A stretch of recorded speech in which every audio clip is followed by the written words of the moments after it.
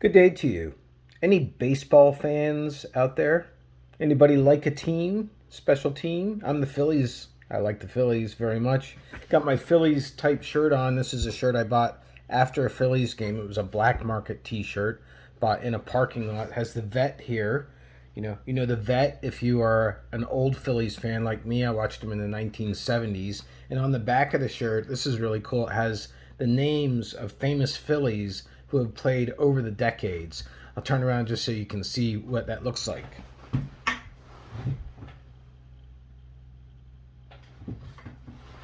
Yeah, so, and people have this about their teams, right? They have this kind of fanatical approach. That's where that word comes from, fan.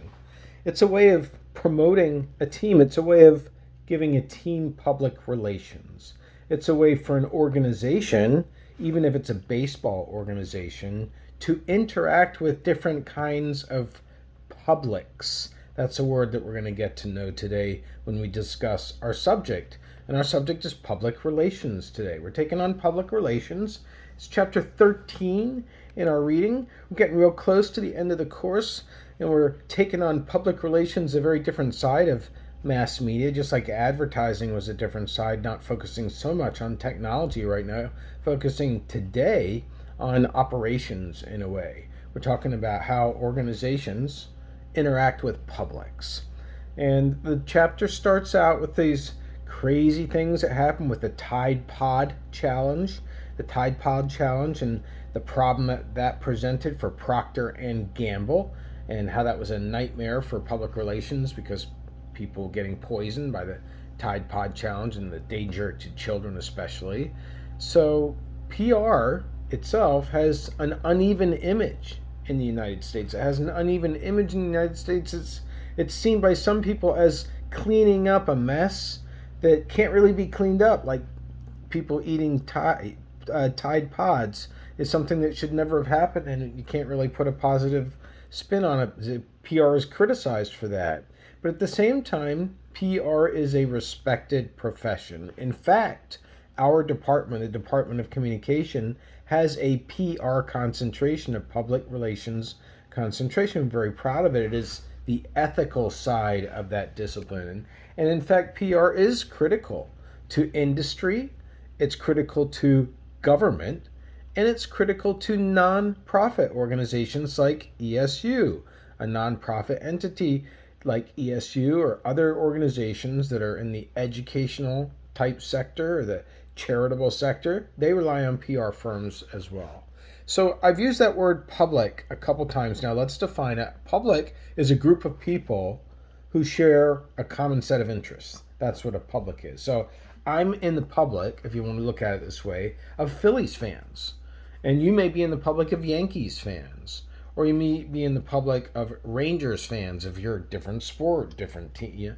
You know what I'm saying there. So publics are different publics. And then we have people that aren't in that kind of fandom at all. They are people who are actually non-sports fans. So those are publics as well. So publics, it refers to, in a way, an audience. It's kind of like you can look at it from a marketing point of view, but from a PR point of view, it's publics because you're trying to build relationships. So let's talk about now the origins of public relations, where they come from, and they actually go back to the American Revolution. The American Revolution and Thomas Paine. Thomas Paine he was one of the leaders of the revolution to get the what is now the U.S. to break away from Britain to become the U.S. And he's got some plaques down in Philadelphia. You walk down there, you can see Thomas Paine was here. So he had this publication called Common Sense, and it was really a newsletter that was making the case for colonies to break away from England. That's why it was such a big imparter of energy to the revolution, because he was passing out these flyers and people were taking them, and it was an example of public relations to change people's opinions. But PR really, even though that you have that founding example that's talked about, PR really grew like exponentially and became boom after the Industrial Revolution. After the Industrial Revolution, now we're back to that time period again, that time period where people are moving to the cities, working in factories, and so PR had to be a way for these big companies to deal with their massive bureaucracies, hundreds of levels of managers and employees and outside service contractors and big organizations, not like the farm days, not like the store on the corner that repairs horses' hooves. No, that's the new is the industrial revolution with big companies growing up, including big media companies growing up. And so PR had to come in there from the organization standpoints, especially when bad incidents would happen, when people were killed on a job site. PR would have to get in there. Early PR was mostly what is known as one way, and there was a term that was used to describe this one way direction of it. It's called press agentry. Press agentry was one way communication. It was basically the idea that organizations need to send material to the public and that you've done your duty. Here's what we're about, blah, blah, blah. That's it. End of story, right? And so, no, that's not the way that it was going to work. It was that style of communication had the intention of it needs to be about building publicity for an event, getting a lot of hoopla going, like get people really interested through crazy things, shenanigans, or just really unusual ideas. And it was less about managing the image. It was just about getting people interested. Standard Oil, the company that started in Pennsylvania, John Rockefeller's company. It's the Chevron company, Standard Oil company, same company out in western Pennsylvania. It was a good example. Standard Oil, it used to send out news articles as paid advertisements. It would pay to have news stories about its good safety records, about its developments of it and products that are superior to other oil products. All of that as news when it wasn't. It was a paid news story.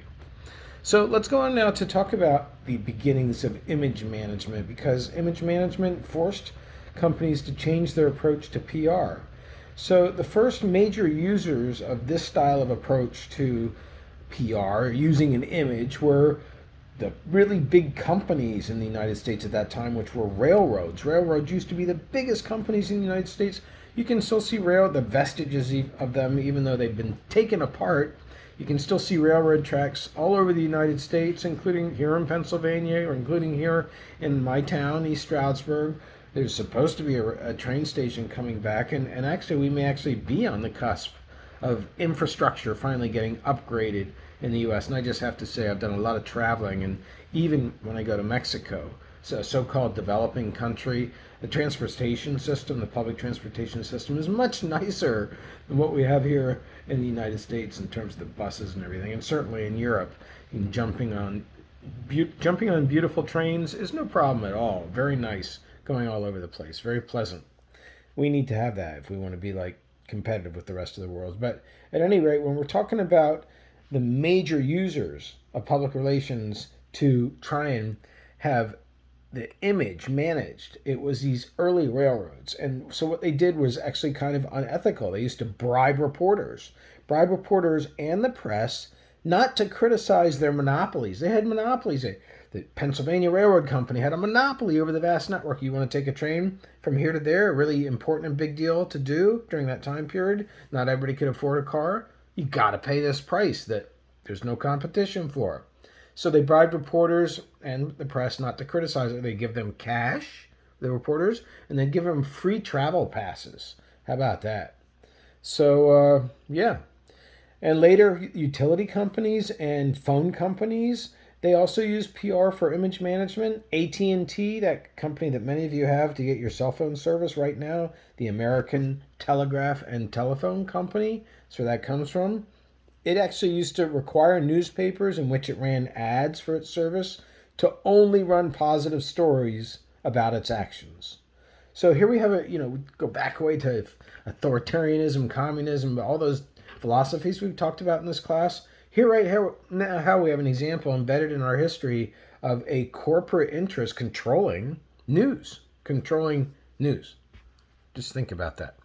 All right, so now let's get to the founders of the field of PR. There are two of them we're going to discuss. One is Ivy Lee. Yes, that's his name, Ivy, like the plant, Lee. Ivy Lee, he's one of the first founders. He basically put together two academic fields. One is economics, and the other is psychology, econ and psychology. Some of you have taken classes in these areas. He merged them together, and you'll see why, I think. And he was basically making the case with his approach to PR that the public will react more strongly to symbols and phrases than rational arguments. That the public will respond more strongly to symbols and phrases than rational arguments. Okay, so that's interesting because it's kind of saying that the public can be duped by short slogans, right? And who knows? Let's take an example. Let's take an example of cancel culture. That's a big phrase that's being batted around right now. Like, I really don't know how I feel about it. That's kind of one of the reasons that I'm bringing up. What does it mean? It's a short phrase. There are some, I think, who are using it as an effective tool to say that whatever cancel culture is trying to achieve is wrong. Because who would want anything to be canceled, the least of which would be culture, right? So but there's that going on, but I really don't know what the point of the argument is behind it. Maybe that's the point, right? It's because that phrase is so arresting. It has so much to say about what's going on. All right, so next up we're going to continue on with Ivy Lee. Ivy Lee said it was important to put a human face, on corporations. To not have a corporation be this anonymous, impersonal entity, a building that somebody who's a human being is interacting with. And we need to see a spokesperson at the very least, and oftentimes it's going to be the president of that company. Sometimes it blends in with advertising, but a human face is part of what Ivy Lee said the new public relations had to have. And he also said that firms should tell the truth. If they have a mistake, if they have an accident, I mean, that was some of the problems with railroads, is there would be an accident, somebody would be killed, that you tell the truth. But here's the thing. Ivy Lee said you tell the truth not because it was the right thing to do. It wasn't a moral reason. He said that you tell the truth because it's the most effective thing to do. That a company that doesn't tell the truth, if you've done wrong, if your driver for a truck company that hauls waste, if your driver fell asleep at the wheel because they were driving over 20 hours without any rest and the company allowed that, and somebody was killed on the highway, what do? Ivy Lee says you tell the truth. Because if you don't, the cover-up is far worse.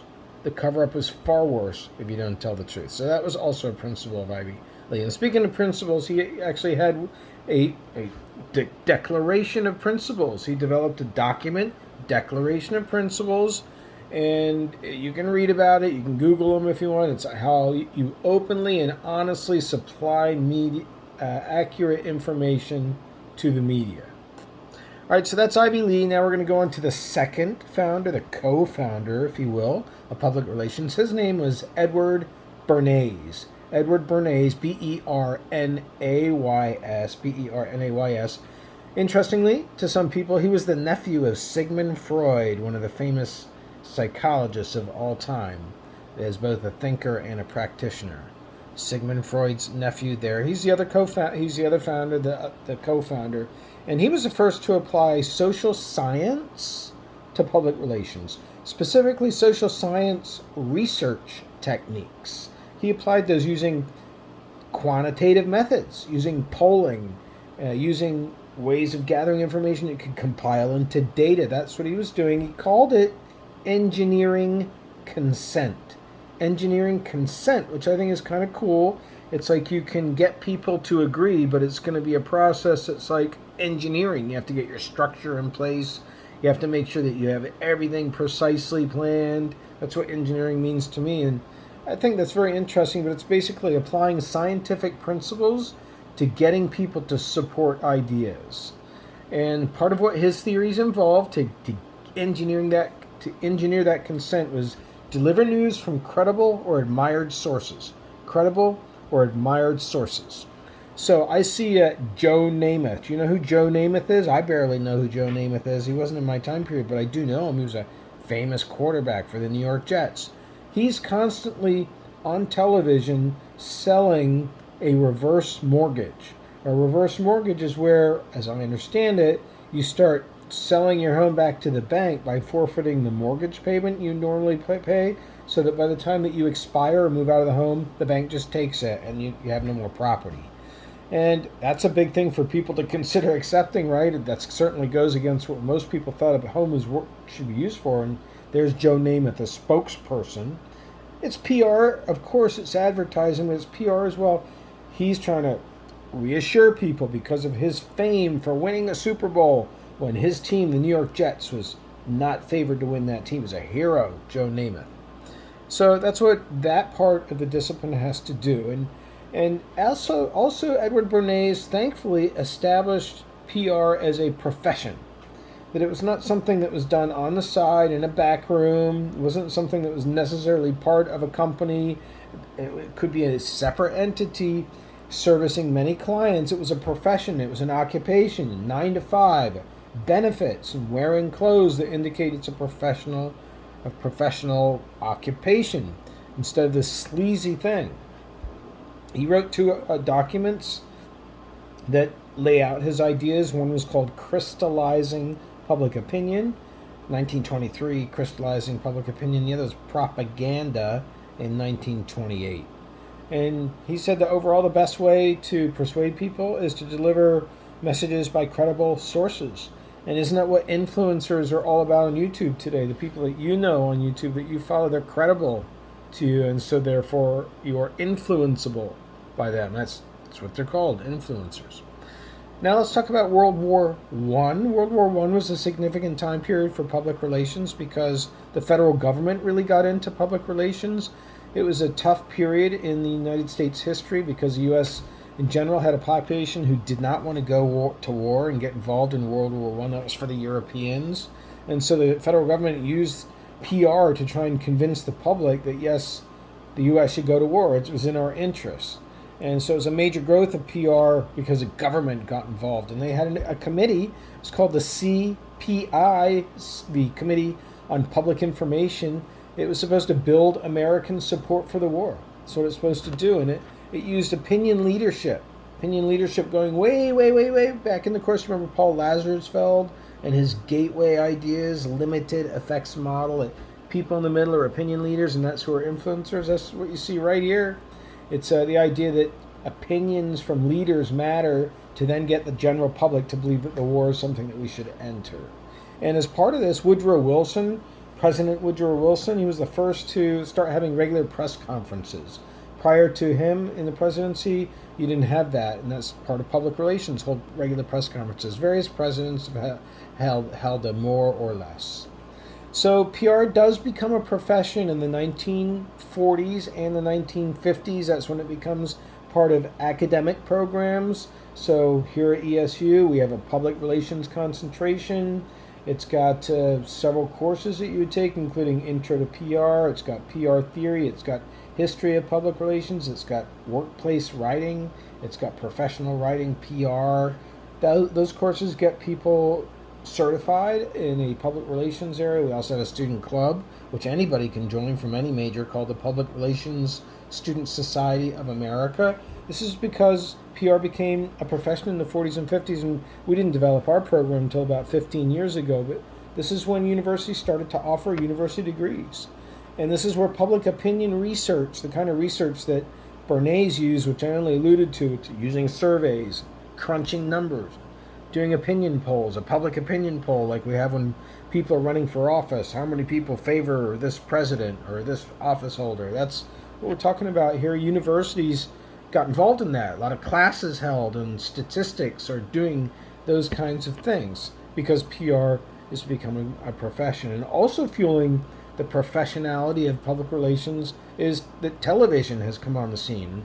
And TV has come on the scene and starts showing people what things look like in motion. And how profound is that in the 1950s? Instead of reading about it or seeing photographs in magazines, always behind the game, now people were exposed to, frankly, some really horrible things. We get the Vietnam War. Oh my God, that's what it really looks like.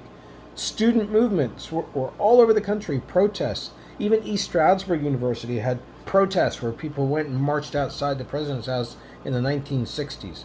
The entire civil rights movement, gaining more equality for women, African Americans, other ethnicities, other peoples.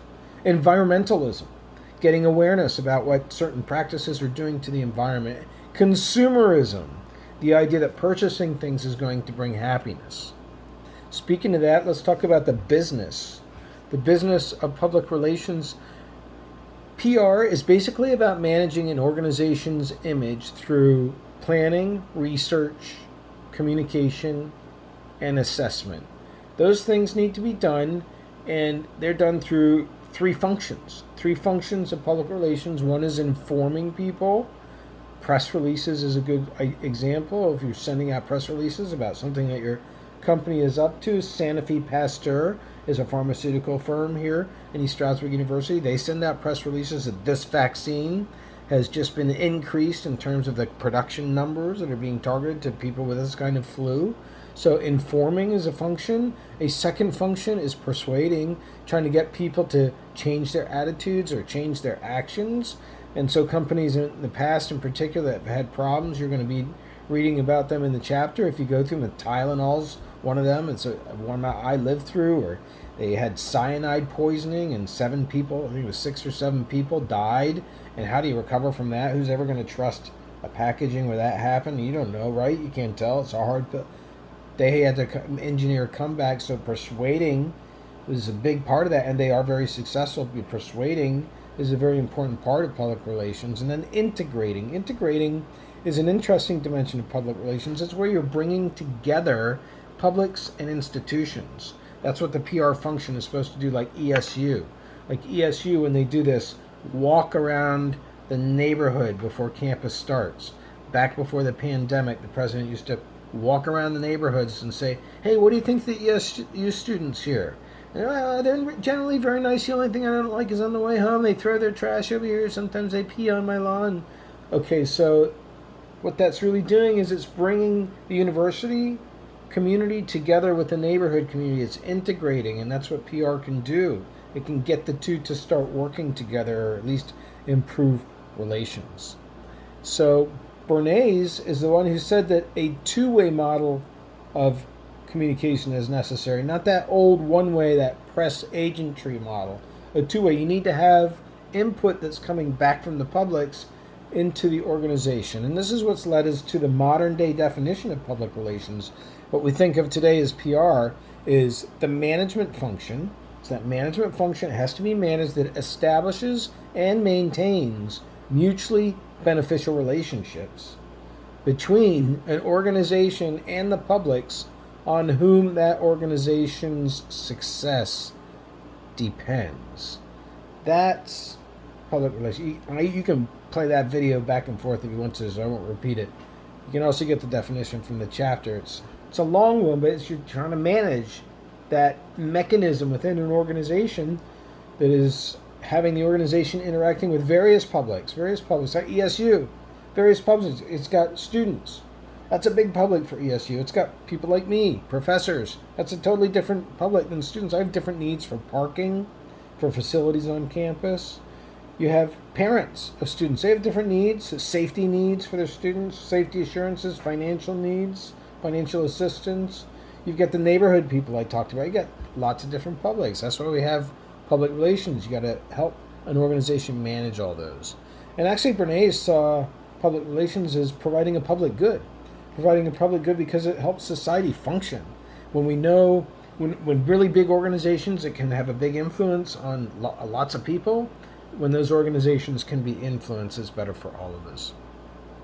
So today, the PR process, as it is thought of, the PR process is known by the so-called ROPES model.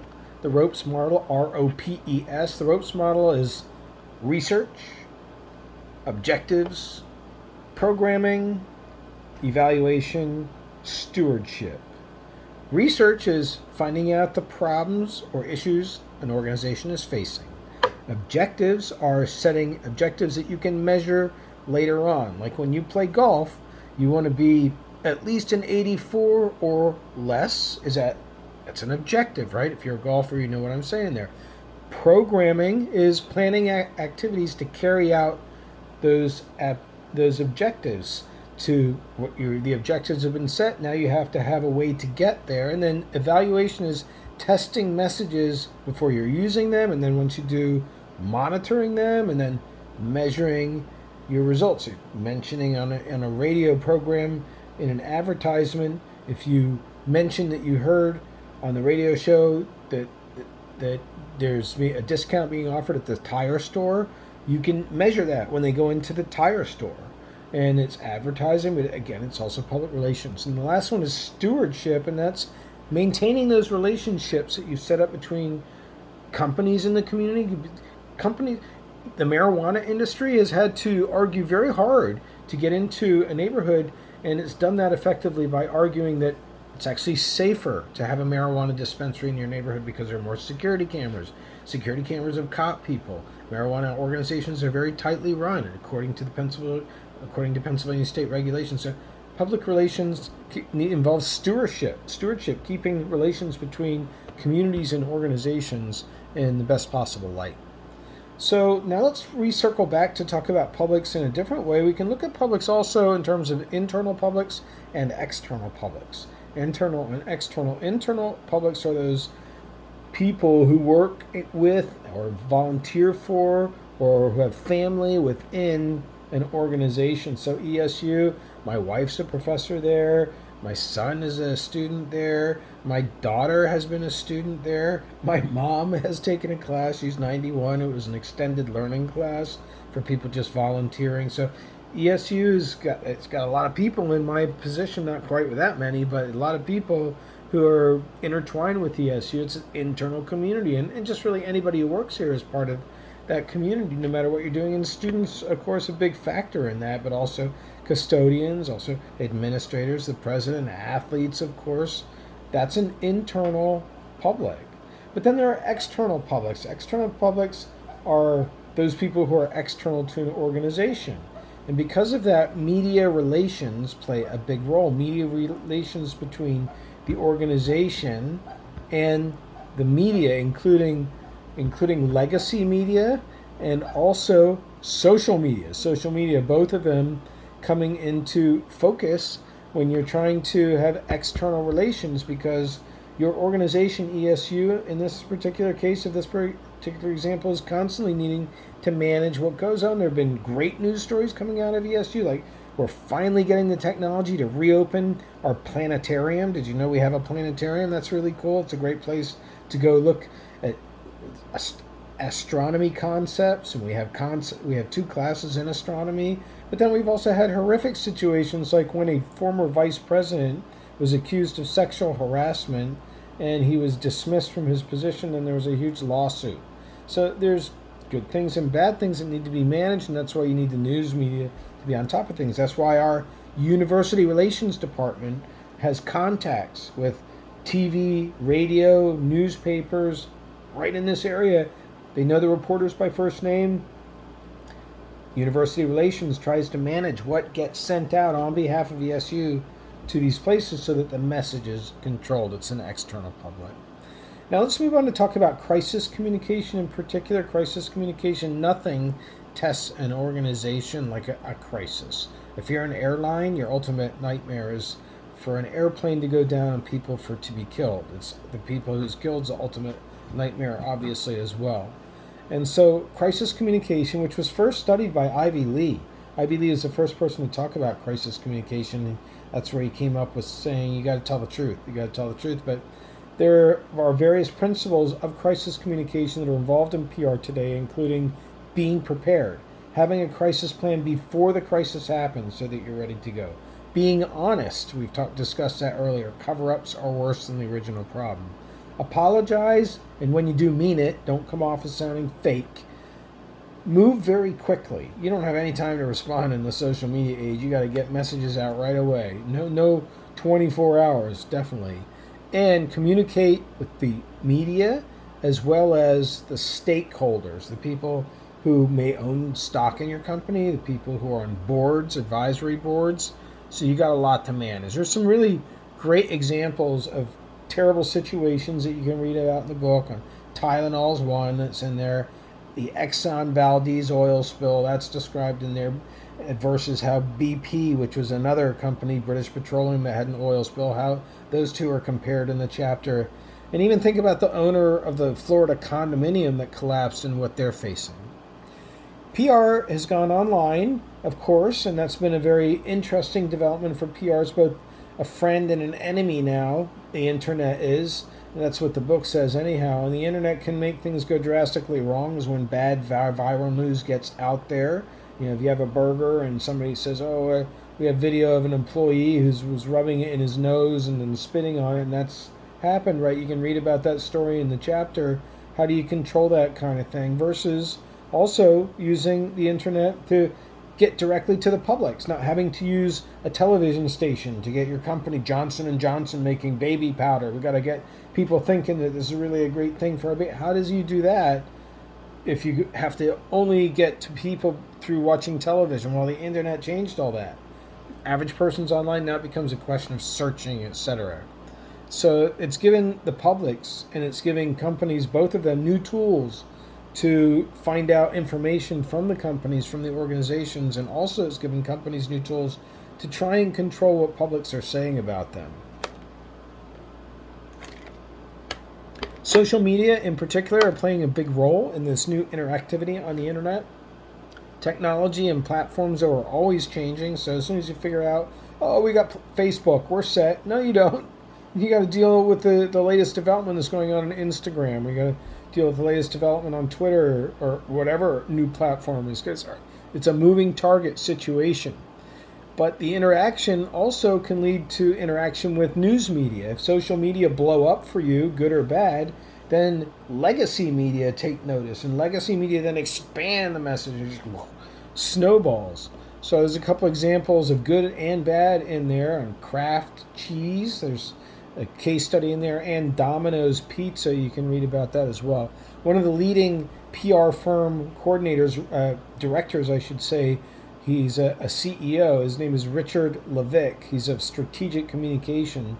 He said you've got to do several things, including identifying a crisis team that you have ready to go, imagining nightmare scenarios before they happen, tracking the blogosphere and your social media all the time, and don't wait. Echoing some things that we talked about earlier. PR in society also is an entity that we're going to take a look at now, how they interact together. PR plays a big role in what is considered to be news. That actually 40 to 90% of all news stories on television, on Yahoo, on radio, and in newspapers are coming as PR.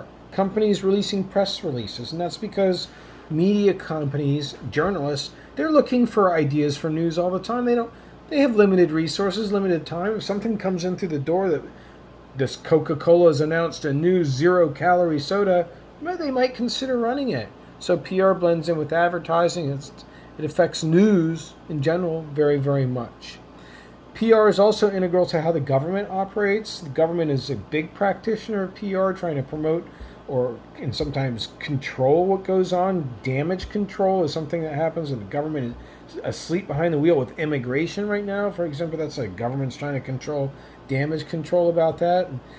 Businesses work with PR firms to help shape government regulations. They get lobbyists in there to try and make sure that their fracking laws or the new fracking laws don't stop them from coming into Pennsylvania or being taxed. So businesses are using PR for government purposes as well. Spin control is a particular type of PR that's practiced in the political world. Spin control is it's like spinning a ball of yarn, right? It's basically trying to control how a story is told about a political policy. So the idea of human infrastructure right now is a story that's being told. Is that really infrastructure? Calling it infrastructure is interesting because that's something we almost all of us believe should be strong, your infrastructure. Who wouldn't want a strong infrastructure? So calling things like expanding Medicare as human infrastructure, that's an interesting way of trying to phrase it, would be considered spin control. It's to get out in front of a story and try leak information. You can read about how to do spins. And so that finally that takes us to PR and the civil rights movement. PR and the civil rights movement. There are lots of examples out there about how PR was used to gain rights for people, civil rights, rights of equality. For example, the workers who are harvesting food at Taco Bell, they organized a boycott of Taco Bell and they got new rights and they got higher pay. And then there's Martin Luther King. He's discussed at length in the chapter. Martin Luther King initiated a PR campaign in Alabama because of a racist police commissioner. And that campaign included peaceful protests, press conferences, and leaflets that he was passing out to reporters. And that story got picked up by the New York Times and the Washington Post. He started a snowball through his public relations. And then he got arrested. He got arrested for a public nuisance and disturbance, put in jail. And then he wrote letters from jail, and those were released, and he got even more publicity. And then he was released from jail, and there was writing, there was burning of things.